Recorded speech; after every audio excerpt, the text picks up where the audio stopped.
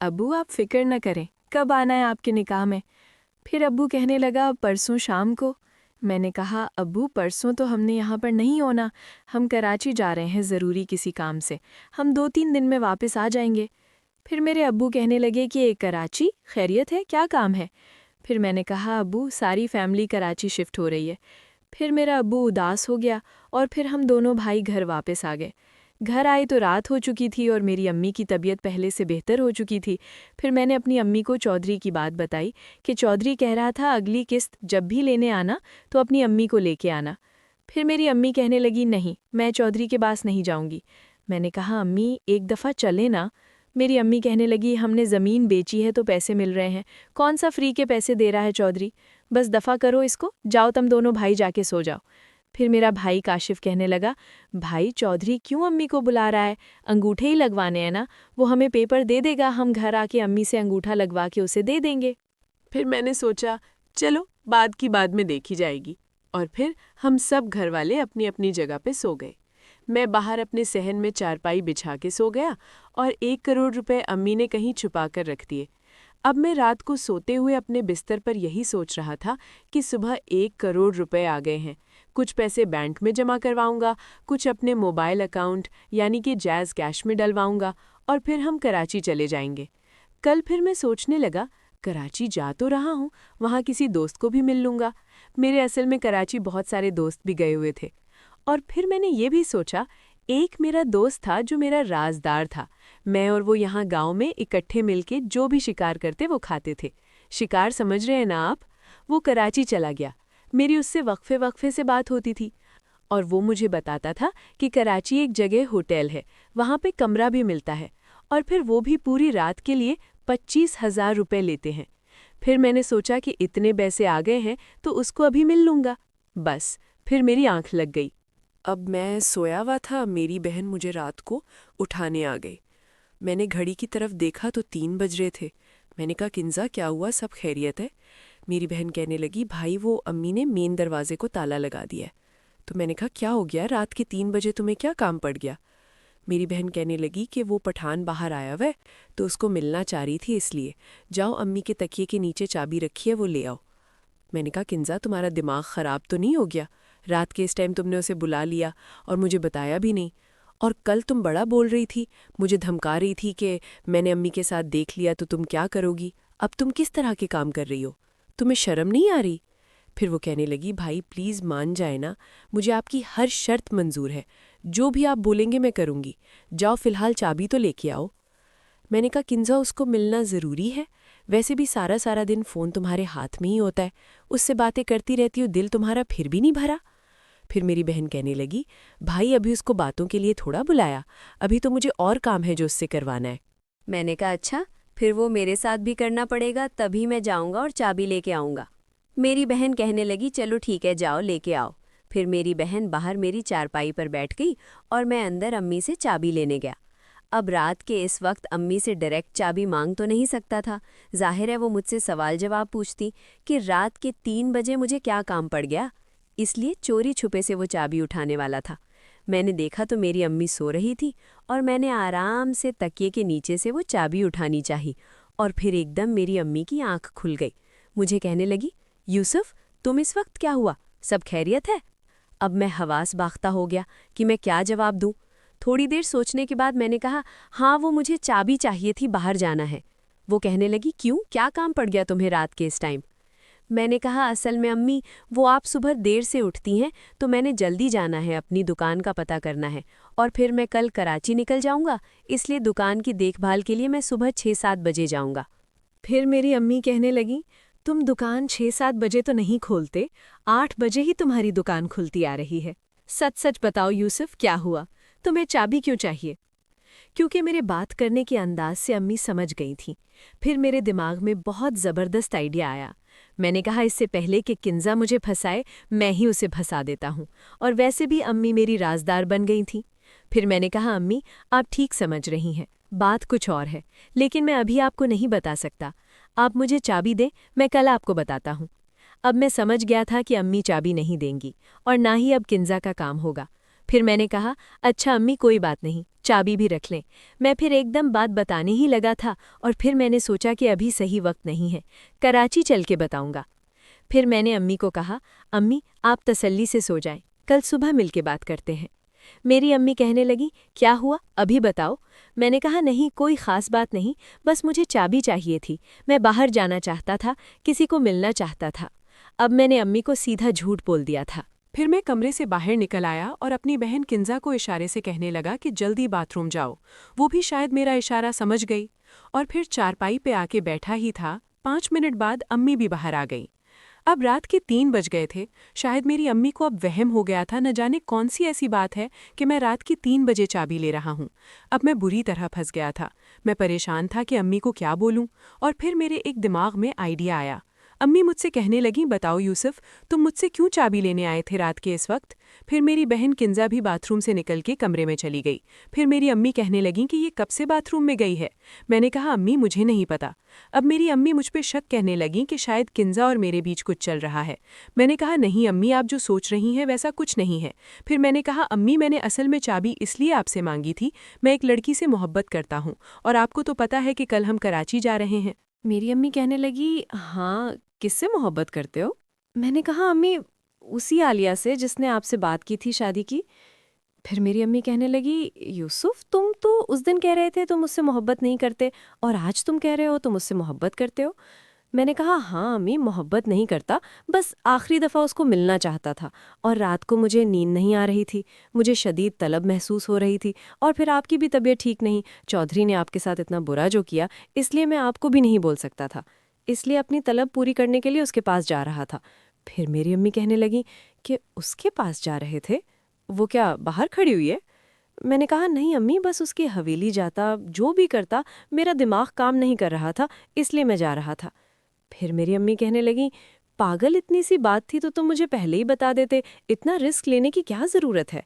رات کے اس وقت تم اس کے گھر جاؤ گے اور تمہیں پتا ہے کہ ہم کتنی بڑی تیاری کر کے بیٹھے ہیں، اس ٹائم تم اس طرح کے مسئلے کر رہے ہو، اگر وہاں پہ تمہیں کوئی پکڑ لیتا تو پھر یہ سارے ہمارے پلان پر پانی پھر جاتا۔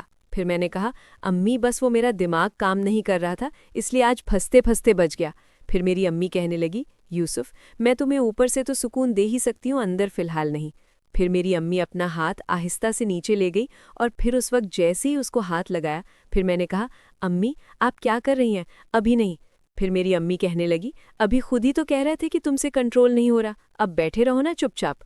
مجھے ابھی یہ ڈر لگ رہا تھا کہ کنزا بھی اندر کمرے میں سونے گئی ہے، کہیں وہ ہمیں دیکھ نہ رہی ہو۔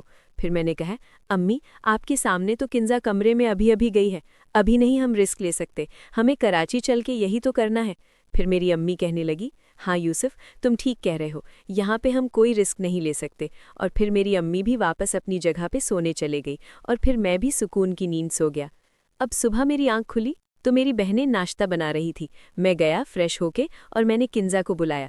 میں نے کہا کنزا میری بات سنو، رات میں تم بھی پھنستی پھنستی بچی اور ساتھ میں مجھے بھی پھنسا رہی تھی۔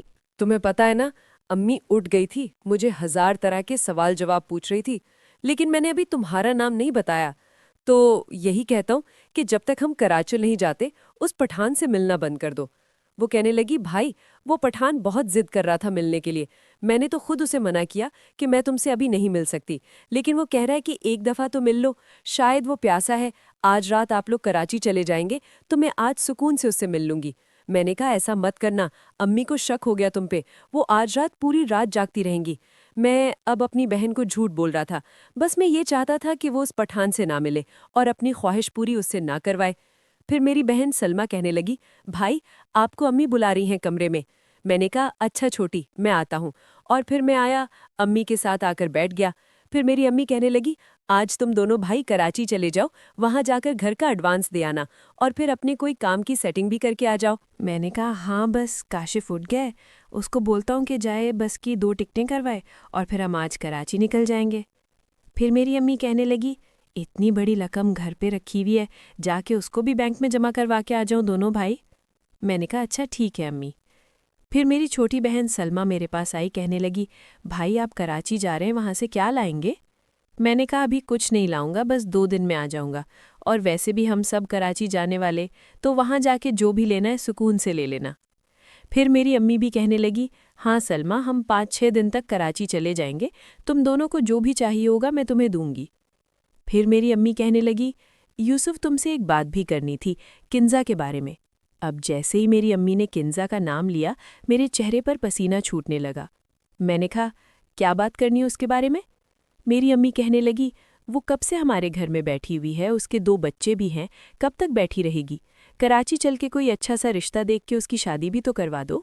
میں نے کہا ہاں ہاں امی بے فکر ہو جائے، میں نے بھی یہی سوچ رکھا ہے کہ کراچی جا کر پہلا کام ہم یہی کریں گے۔ پھر میری امی کہنے لگیں کہ رشتہ ڈھونڈنا مل گیا تو ٹھیک ہے، ورنہ میری خالہ کا بیٹا ہے، امی کہہ رہی تھی کہ اس سے شادی کروا دیں گے۔ میں نے کہا چلیں ٹھیک ہے امی، کراچی چل کے کچھ معلوم کرتے ہیں۔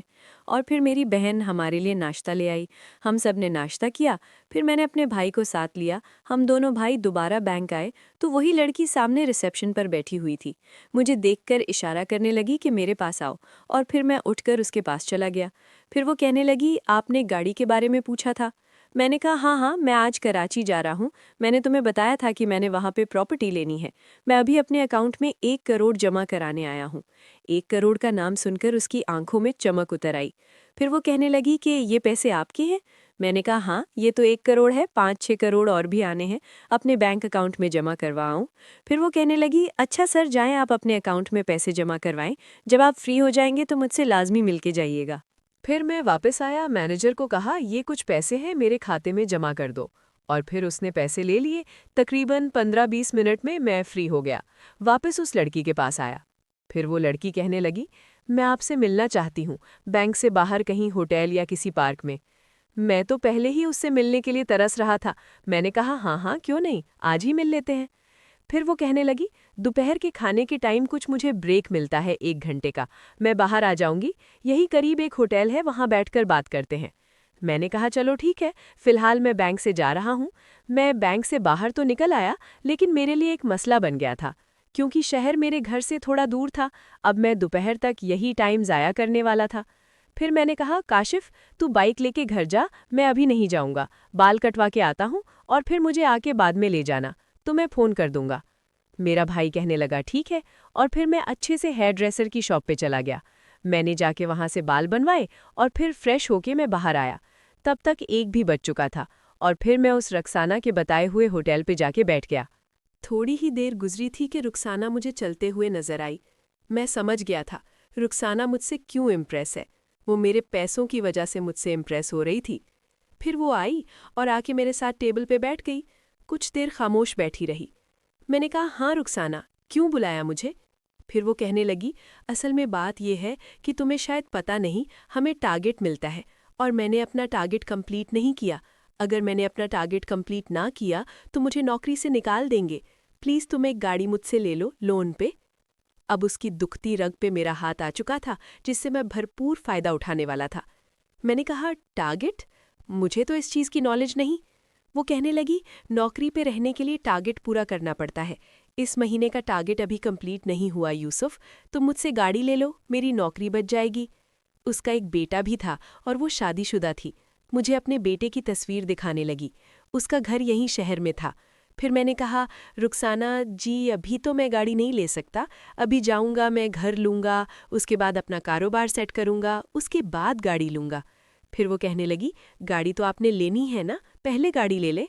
میں نے کہا، نہیں، میں گاڑی نہیں لے سکتا۔ اس کی مجبوری سے فائدہ اٹھانا چاہتا تھا، میں یہ چاہ رہا تھا وہ خود مجھے آفر کرے، اور پھر ہوا بھی یہی۔ کافی دیر اصرار کرنے کے بعد اس نے کہا، یوسف آپ مجھ سے گاڑی لے لو، اس کے بدلے میں آپ جو بھی بولیں گے مجھے منظور ہے۔ میں نے کہا، کیا مطلب؟ رکسانہ بولی، میں تمہیں وہ کہنا چاہتی ہوں، اب سمجھ جائیے میں کیا کہنا چاہتی ہوں۔ پھر میں نے کہا، اچھا میں سمجھ گیا ہوں۔ پھر وہ کہنے لگی، آج ہی آپ گاڑی کے پیپر سائن کر لیں، ویسے بھی گاڑی آنے میں ہفتہ لگ ہی جائے گا۔ میں نے کہا، آج تو نہیں، مشکل ہے۔ پھر وہ کہنے لگی، ابھی آپ چاہے مجھے لے جائیں، میں آپ کے ساتھ جانے کے لیے تیار ہوں۔ پھر وہ کہنے لگی، میں آپ کو جنت کی سیر کرواؤں گی۔ جیسے ہی اس نے اپنی زبان سے یہ لفظ بولے، میرا تو دماغ ہی خراب ہو گیا۔ میں نے کہا، چلو ٹھیک ہے، ابھی چلتے ہیں۔ پھر میں نے اس سے پوچھا کہ یہاں ہوٹل کون سا ہے جہاں پہ ہمیں روم مل جائے؟ پھر وہ بتانے لگی، قریب ایک ہوٹل ہے، شاید اسے اس چیز کا تجربہ تھا، شاید وہ کسی اور کے ساتھ بھی اس ہوٹل میں جا چکی تھی۔ میں نے کہا دیکھ لینا وہ ہوٹل اچھا ہو، ایسا نہ ہو کہ کہیں اس پر کوئی چھاپا پڑ جائے۔